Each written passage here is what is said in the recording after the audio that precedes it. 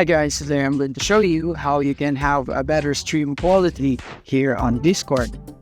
So let's get started. So first what we want to do is go here on settings and then go here to voice and video, and we want to scroll down until we see video codec here, just below the audio codec here in advanced.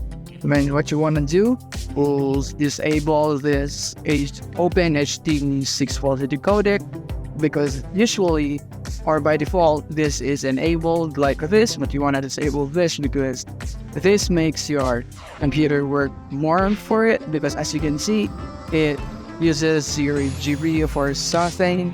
It makes it work more for efficient video encoding and decoding. So if this is enabled, then there's a high chance this is the reason that this is why you have poor streaming quality. It may be laggy, stuttery, or maybe just low quality overall, especially when you have low to mid specs on your computer. Then this could really solve your problem.